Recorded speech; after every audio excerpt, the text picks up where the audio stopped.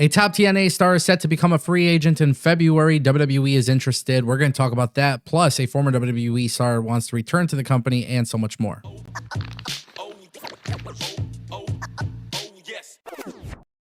Welcome back to TAS. Let's kick things off with Juice Robinson. Some very unfortunate news for the AEW star. He wrestled Will Ospreay on Collision in a Gold League AEW Continental Classic match. Will Ospreay was victorious. However, it looks like Juice Robinson came out of it with a broken ankle. He was seen around WrestleCade this past weekend with crutches. He just returned this past what was it? Double or Nothing. He had to have surgery on his back. Dave Meltzer also noted that he believed Juice had suffered a broken foot or a broken ankle.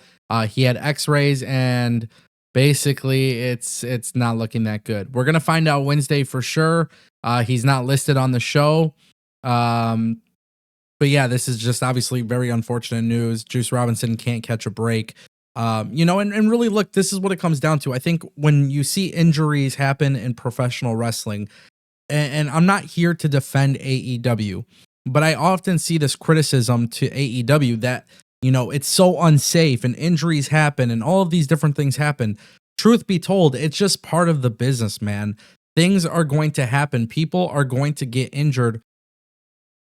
And, really for me, the way I look at this is like, it's an unfortunate part of the business. Now, I think one of the biggest issues with injuries is that it derails people's pushes, right? Like, obviously, if you're injury prone, if you're spending a lot of time out because of injuries, you're not going to be pushed as much. And I think it's pretty evident when you look at WWE and AEW and all of these other wrestling companies, that remains to be true. The more that you're injured, the harder it is to get people, to book you and put you in prominent positions, because at that point, it's a difficult task. Obviously for Juice Robinson, whatever the situation may be, I feel like it just kind of sucks because I like this guy. He is incredibly charismatic. And for those who've been following my channel for years and years and years, I mean, even when he was back in NXT developmental system playing like the hippie environmentalist character, like I always liked him. And then when he went to New Japan Pro Wrestling and he just like completely reshifted everything, he just really grew on me.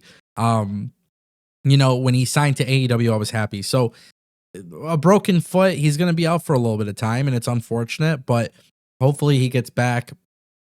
Hopefully he gets better, and hopefully he gets healthy. That's the most important thing for sure, without a doubt. All right, let's turn our attention to Layla. Wow, I don't know if I expected this, but it's very interesting. Layla says that she is open to returning to WWE.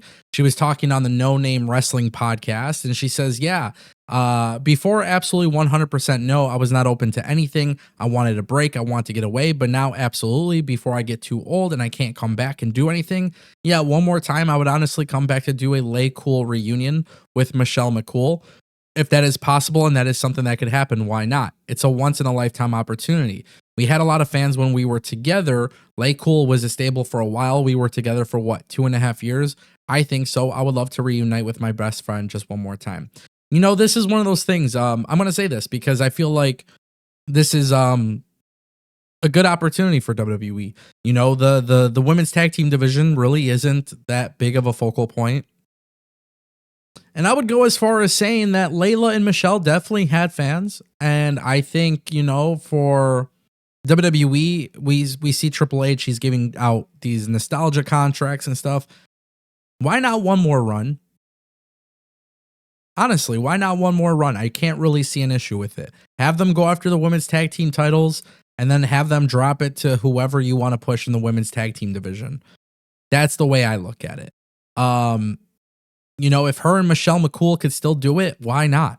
Like, I genuinely can't see an issue with it. Now, here's the thing, too.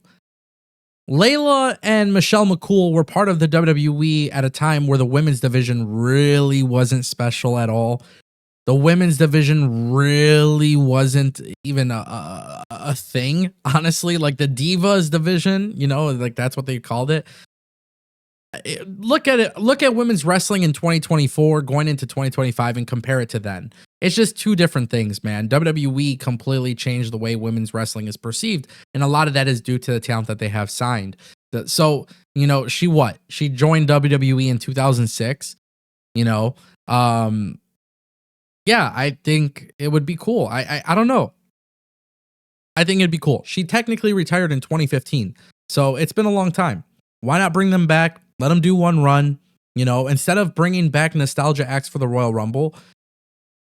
You want to do something with your women's tag team division? This is what you do. She wants to come back. I could see WWE bringing her back. One short little run, nothing crazy.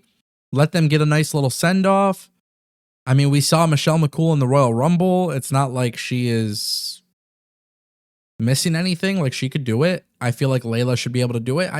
I support it 1000%. You guys can let me know what you think.